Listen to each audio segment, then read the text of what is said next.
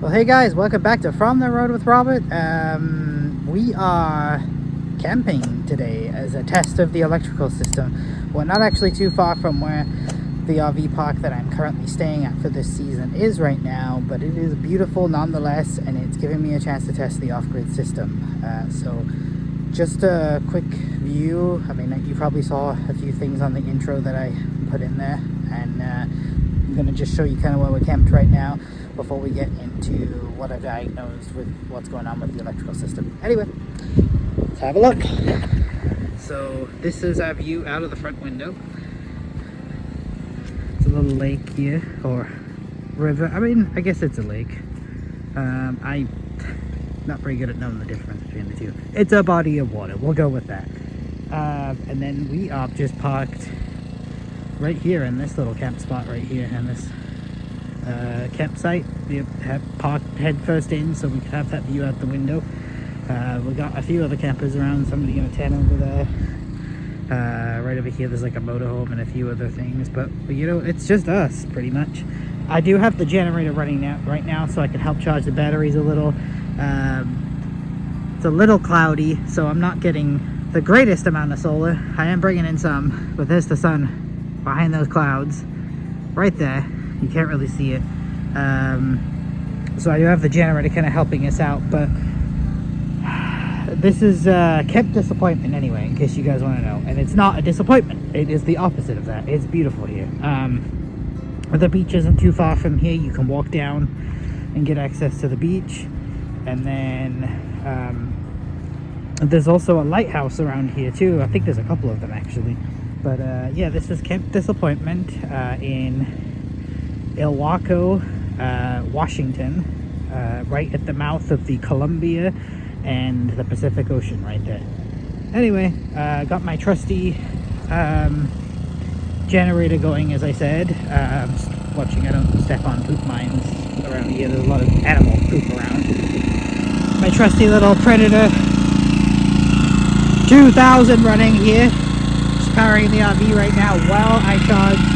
Help the batteries a lot, because last night we did get down a little lower than I would have liked to. We had some voltage drop issues on the 12 volt side, not on the inverter side, but on the 12 volt side that is fed by none other than this little black box I told you guys about in the last video. So the reason why I wanted to come and do this trip is so I could test this out, to see if I could manifest the issue and figure out what's going on live out in the field before I get back out on the road again. But you'll see this red cable that wasn't here before, and that's going down there, because what I've essentially done is there's two cables. So this box, if I didn't explain it, is like a battery control center. It has two relays in it. One is for the battery disconnect switch inside, so when you disconnect the batteries it cuts everything off, and the other one is to connect originally the alternator to the house battery. So we'll connect the chassis battery with the coach house battery to allow charging while driving. But I don't use that system because I have lithium, and you need to be using a DC to DC charger in order to run with lithium doing that. So what I've done is I want to feed this box voltage still, because it's still got some fuses for like the steps, the propane detector, a couple of other things, so it still needs power from the house of the motor battery. But I wanted a more direct feed to my fuse box, because somewhere in here it's dropping the voltage before it comes out. And this loom right here is where the original cables are that go up and into the fuse box that's in the RV, where I showed you in the first video, the first little clip with the two wires. So the 3 wires, one from the charge converter, the other 2 coming from here. One of those is for the charging I told you about connecting the batteries together, and the other one is the power, you know, to feed the you know, the lights and, you know, the fridge and everything else.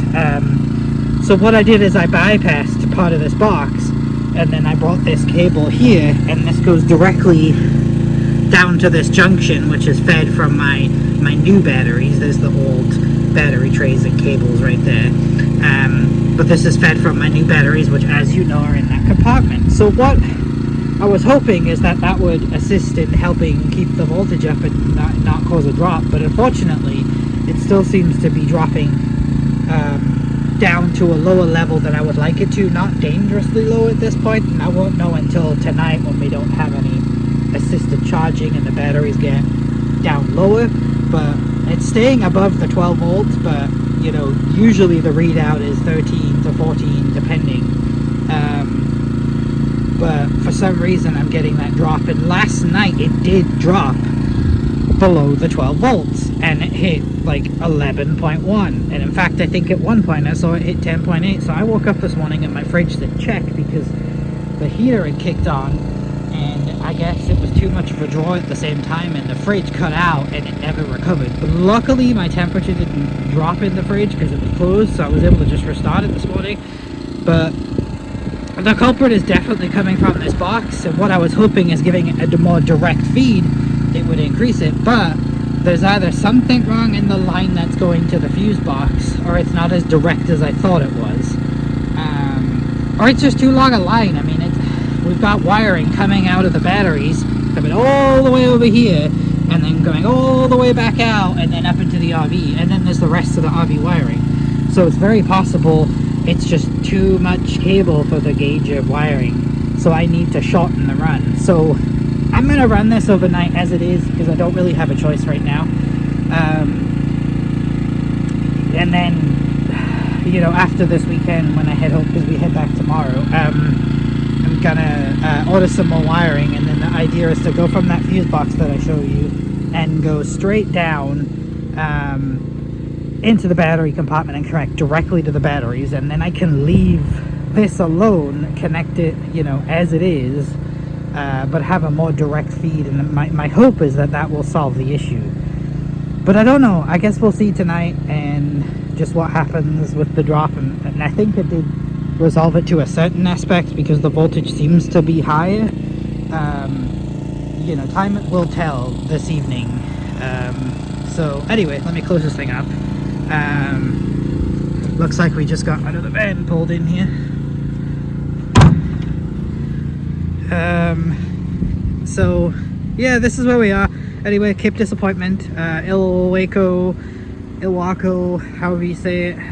The locals I think say Ilwaco. In Washington here, but it's not a bad place.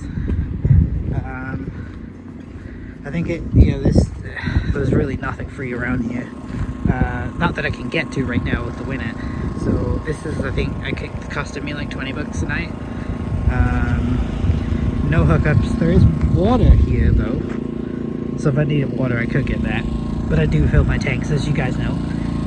Water heater's doing great. I still need to paint that panel. But so far this thing's been awesome. It's been really nice having on-demand water. The pump situation I was going to tell you guys about. That's sitting in here.